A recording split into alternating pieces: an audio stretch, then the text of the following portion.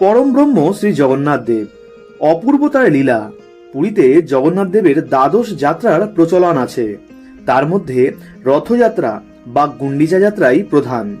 জ্যেষ্ঠ ভ্রাতা বলরাম ও ভগিনী সুভদ্রাকে নিয়ে তিনজনে তিনটে রথে করে গুন্ডিচা যাত্রা করেন। ভগবানের অসীম লীলা। শ্রী জগন্নাথ দেব ইচ্ছা করলেই মুহূর্তের মধ্যেই পৌঁছে যেতে পারেন গুন্ডিচা বাড়ি, কিন্তু ভক্ত বাঞ্ছা পূর্ণ করতেই তার এই লীলাবিলাস।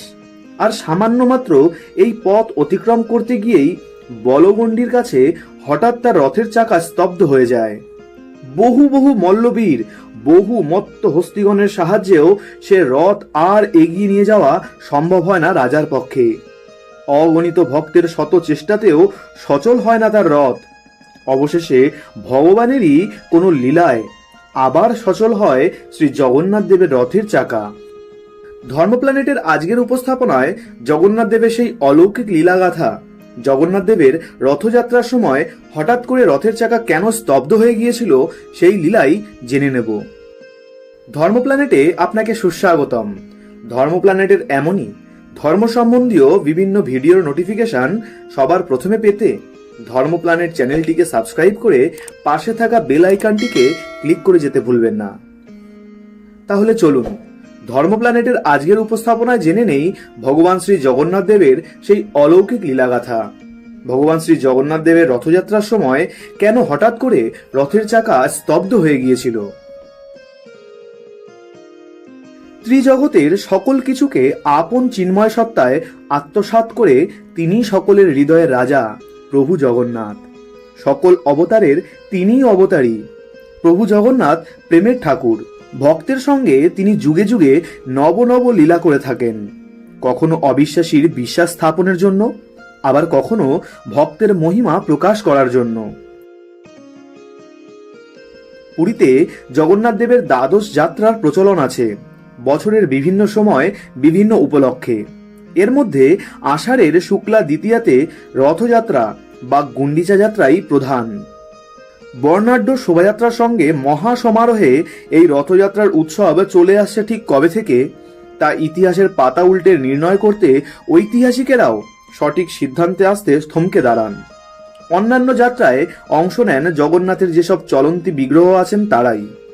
একমাত্র রথযাত্রাতেই স্বয়ং জগন্নাথ দেব মন্দিরের রত্নবেদী থেকে রাজপথে নেমে এসে জ্যেষ্ঠ ভ্রাতা বলরাম ও ভগিনী সুভদ্রাকে সঙ্গে নিয়ে তিনটি পৃথক সুসজ্জিত রথে আরোহণ করেন। আপামর ভক্তগণকে দর্শন দিয়ে কৃতার্থ করেন।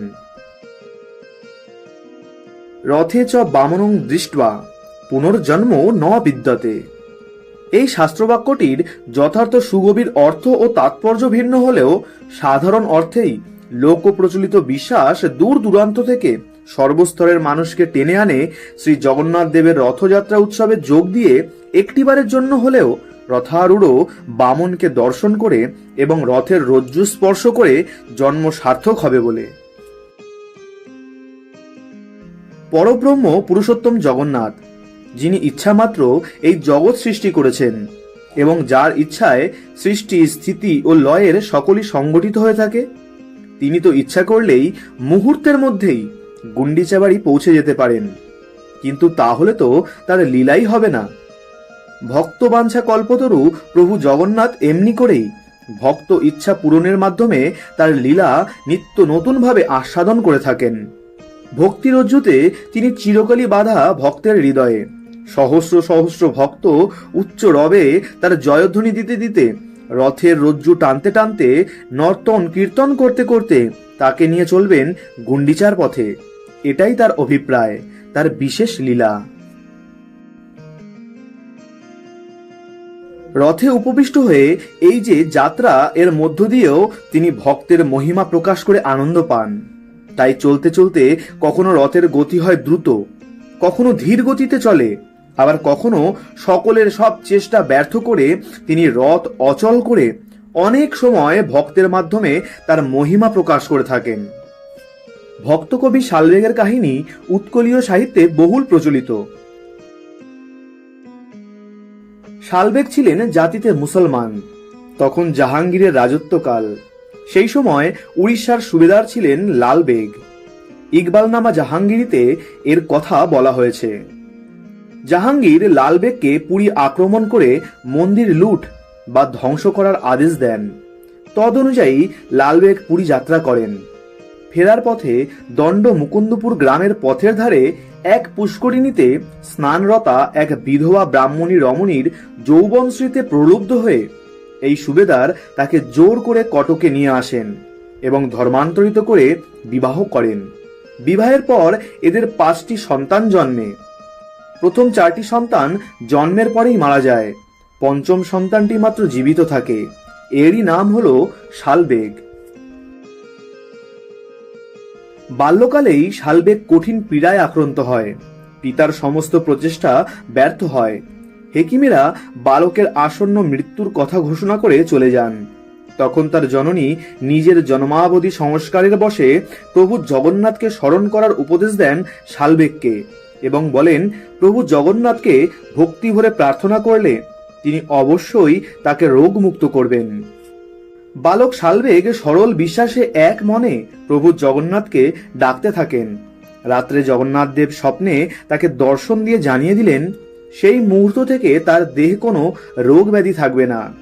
এই অলৌকিক ঘটনার পর শালবেগ জগন্নাথ দেবের পরম ভক্ত হয়ে উঠলেন। কায়মন বাক্যে তিনি প্রভুর শরণাগত হলেন এবং তার মধ্যে অপরূপ কবিত্ব শক্তির স্ফুরণ ঘটল। অতি সুকণ্ঠ এই সুকবি নিত্য সঙ্গীত রচনা করে সেই সব গান গাইতে লাগলেন।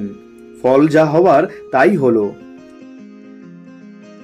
তিনি বিধর্মী বলে নিজ সমাজ থেকে বিতাড়িত হলেন। শালবেগ ভাবলেন তার জীবন থেকে সমাজের বন্ধন ঘুচে গেল। তিনি মুক্ত হয়ে গেলেন। মুক্ত বিহঙ্গের মতন গান গাইতে গাইতে পুরীর পথে চললেন। বালগণ্ডী শাহীর কাছে বাস করতে লাগলেন। তিনি জানতেন যবন বলে তার মন্দিরে প্রবেশ নিষেধ, কিন্তু কণ্ঠের শর্ত প্রভুর কাছে পৌঁছাতেই পারে। তাই তিনি অবিরত উচ্চ কণ্ঠে ভাবাবিষ্ট হয়ে প্রভুর উদ্দেশ্যে সঙ্গীত পরিবেশন করতেন। এটিই ছিল তার সাধনা। উদ্দেশ্য মহাপ্রভুর দর্শন লাভ। প্রত্যক্ষে যে দর্শন তিনি আগেই পেয়েছেন স্বপ্নে। শালবেগ জানতেন রথযাত্রার সময় প্রভু যখন গুন্ডিচা বাড়ি যান তখন সেদিন সেখানে কোনো জাতি ধর্মের ভেদ থাকে না, সকলেই তাকে দর্শন করতে পারেন। কবির প্রতীক্ষা সেই রথযাত্রার জন্য। অবশেষে বহু আকাঙ্ক্ষিত সেই দিন আসে। তার আশ্রমের পাশেই বড় দাণ্ড। সেখানে দাঁড়িয়ে কবি প্রভু জগন্নাথের উদ্দেশ্যে রচিত গীতাঞ্জলি প্রদান করবেন, এটাই ছিল তার সংকল্প। যথাসময়ে রথযাত্রা শুরু হলো।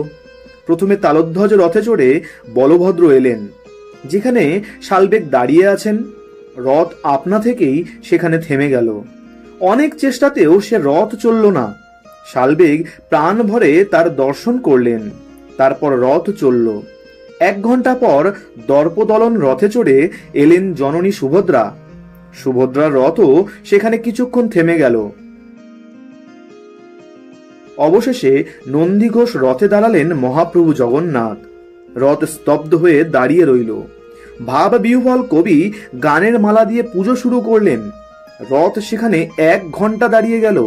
1 ইঞ্চিও নাড়ানো গেল না রথকে। কবি তখন প্রভু জগন্নাথকে জানালেন, অন্যান্য ভক্তদের কষ্ট হচ্ছে প্রভু, তুমি তোমার রথযাত্রা শুরু করো। তখনই রথ আবার চলতে শুরু করলো। প্রভু জগন্নাথ দেবের দর্শন করার পর কবি শালবেগ বৈষ্ণব ধর্মে দীক্ষা নেন এবং বৈষ্ণব আচার্য শ্রী শ্যামানন্দের উপদেশে বৃন্দাবন ধাম দর্শনে যান। বৃন্দাবন দর্শন করার পর রথযাত্রার সময় প্রভু জগন্নাথ দেবকে দর্শন করার জন্য তিনি অতি দ্রুত পুরী ফিরে আসতে থাকেন।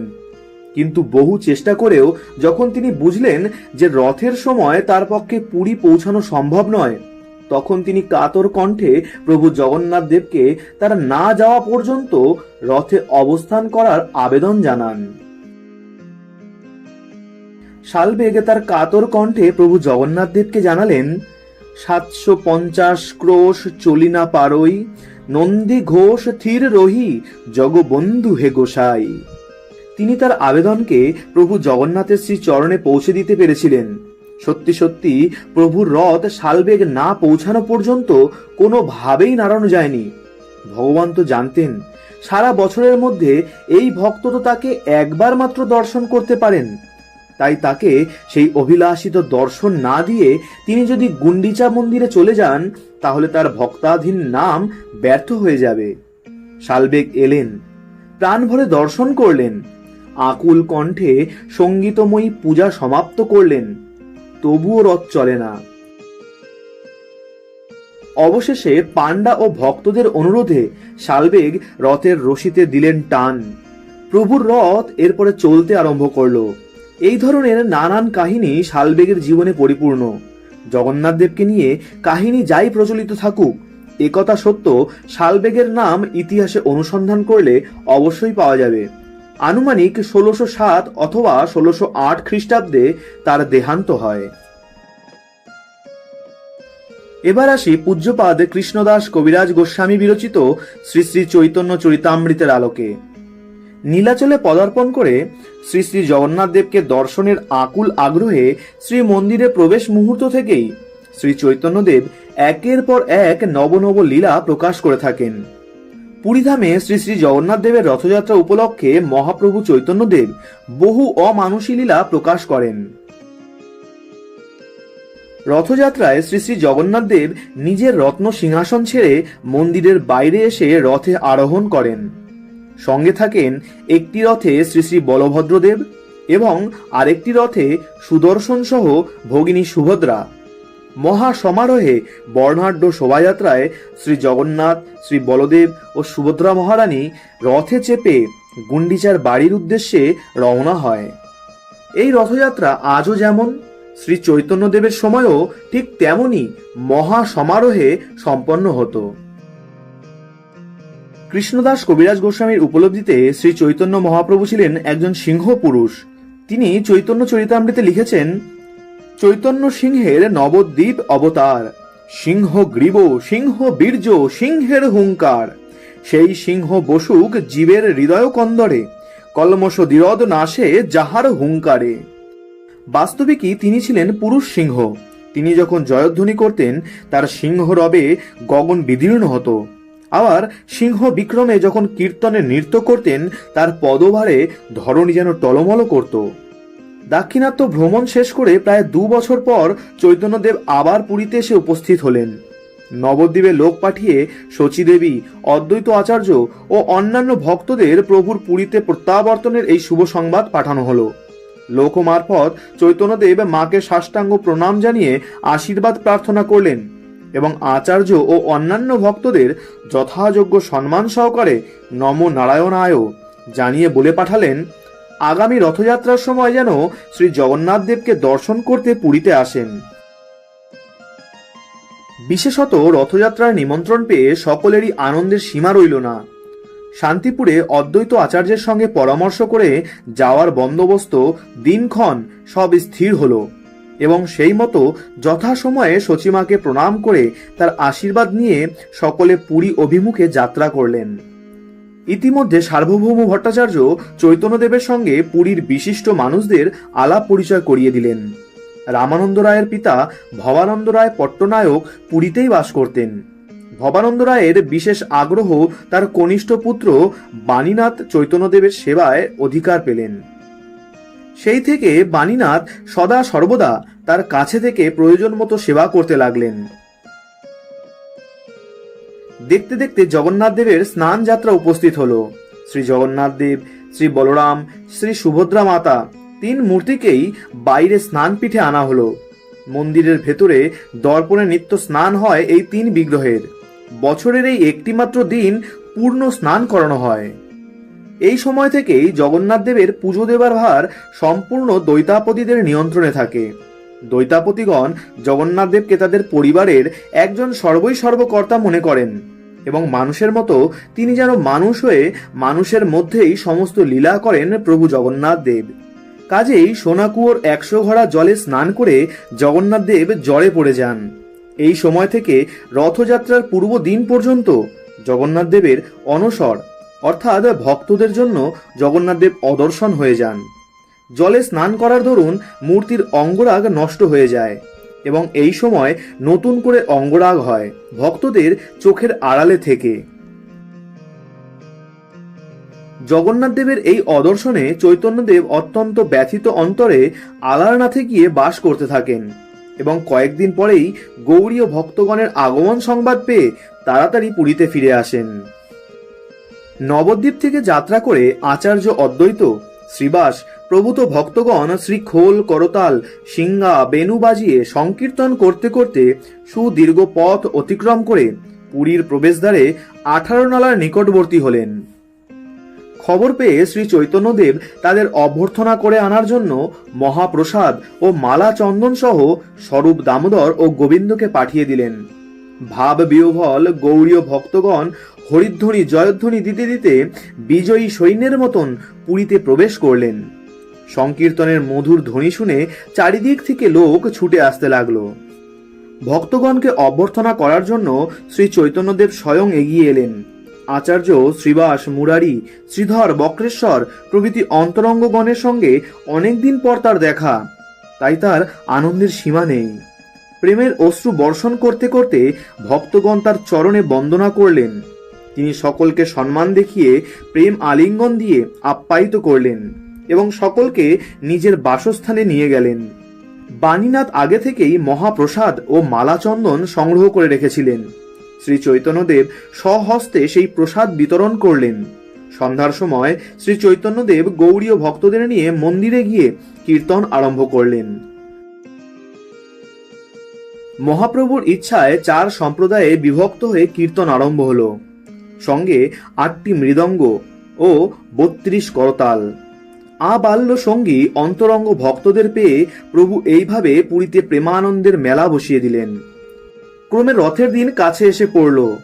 আগামীকাল রথযাত্রা। আনন্দে প্রভুর রাত্রে ভালো ঘুমাতে পারলেন না।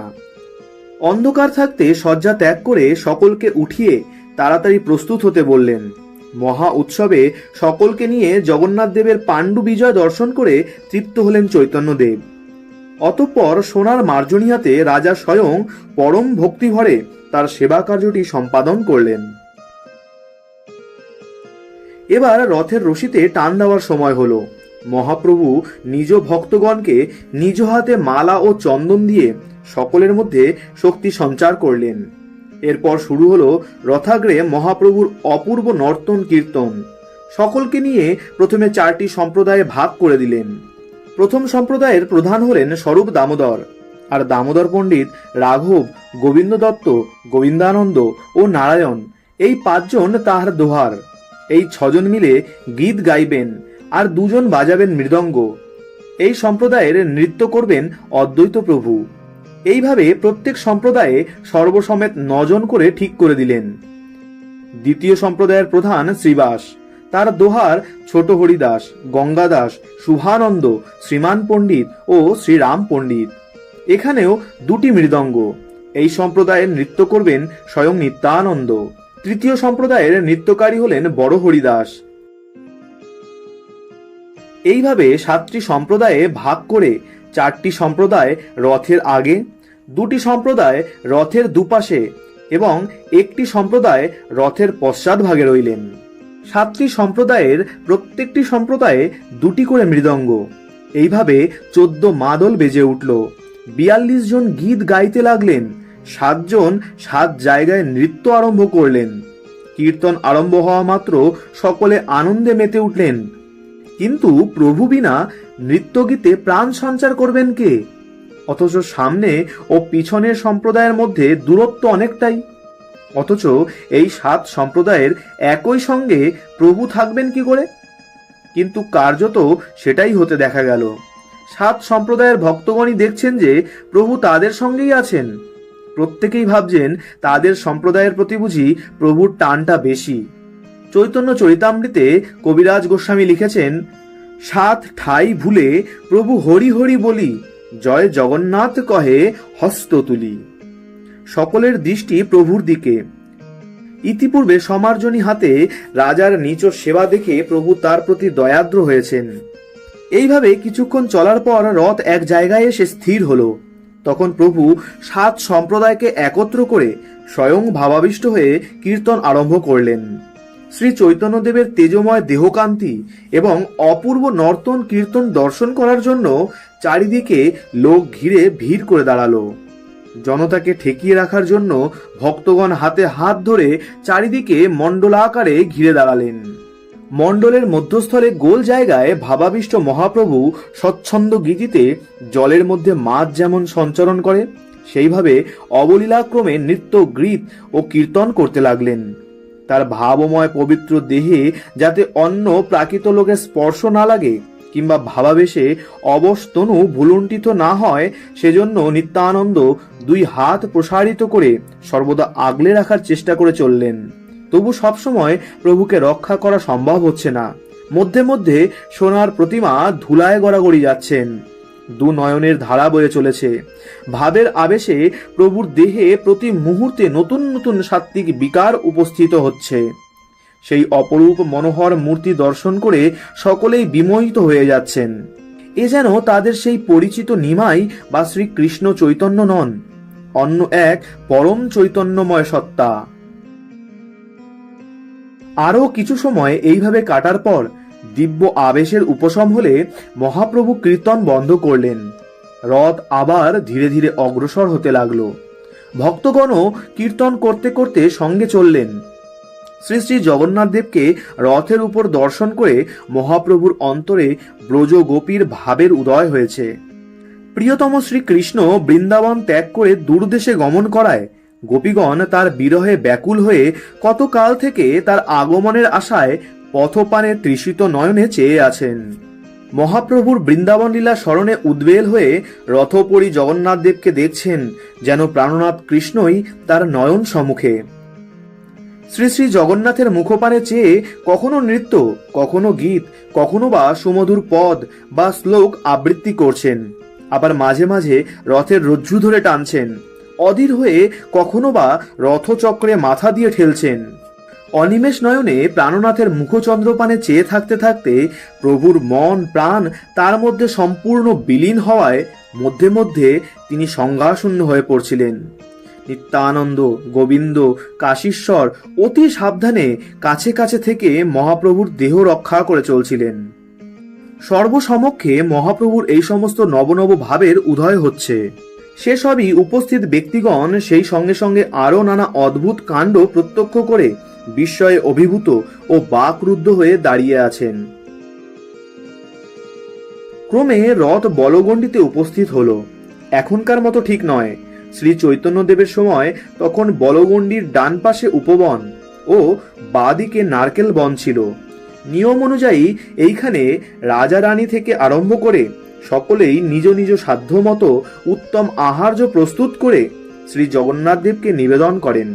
সেই কারণে সেখানে গোলমাল দেখে ভক্তগণ প্রভুকে নৃত্য থেকে ক্ষান্ত দিয়ে উপবনে নিয়ে গেলেন এবং ক্লান্ত প্রভুকে নিয়ে সকলেই বিশ্রাম করতে লাগলেন। এরপর বিশ্রামান্তে প্রভু সকলকে নিয়ে পরম তৃপ্তিসহ ভোজন করতে করতে লীলা প্রকাশ করতে লাগলেন। এই ভোজন পর্ব শেষ হলে গৌড়ীয় ভক্তগণ আবার রথের দড়ি ধরে টানতে শুরু করলেন। কিন্তু কি আশ্চর্য, রথ আর চলে না। রাজা ইতিমধ্যে মধ্যাহ্ন ভোজন সারতে নিজের গৃহে গিয়েছিলেন। সেখানেই খবর পেলেন রথ চলছে না। প্রথমেই রাজা ভয় পেয়ে ভাবলেন নিশ্চয়ই তার কোনো অপরাধ হয়েছে। কাজেই লোক লস্কর নিয়ে দ্রুত রথের কাছে এসে পৌঁছালেন। এই লীলার পরবর্তী অংশটি আমরা সরাসরি কৃষ্ণদাস কবিরাজ গোস্বামীর লেখনী থেকে পাঠ করব। ভক্তগণ কাছিতে হাত দিয়া মাত্র ধায়, আপনে চলয়ে রথ টানিতে না পায়। মহানন্দে লোকে করে জয় জয় ধ্বনি, জয় জয় জগন্নাথ বহি আর নাহি শুনি। নিমেষে কে রথ গেল গুন্ডিচার দ্বার, চৈতন্য প্রতাপ দেখি লোকে চমৎকার। জয় গৌর চন্দ্র, জয় শ্রীকৃষ্ণ চৈতন্য, এই মতো কোলাহল লোকে ধন্য ধন্য। লীলাময় প্রভু জগন্নাথ কখনো ভক্তের মহিমা দেখাতে, কখনো বা অবিশ্বাসীর বিশ্বাস স্থাপন করতে নানা লীলা করেন। মনে রাখতে হবে, শ্রী চৈতন্য মহাপ্রভু হলেন গৌড়ীয় ভক্তগণের কাছে শ্রী রাধা কৃষ্ণের মিলিত তনু। রাধা প্রেম আস্বাদন করার নিমিত্তেই এবার এই শ্রী চৈতন্য অবতার। শ্রী চৈতন্যদেবের এই লীলাটি দর্শন করে বিচার করুন। কৃষ্ণদাস কবিরাজ গোস্বামীপাদ আমাদের যা শোনালেন তাতে কার লীলা প্রকট হলো? দারুব্রহ্ম জগন্নাথের, অথবা চৈতন্যরূপে অবতীর্ণ স্বয়ং শ্রীকৃষ্ণের?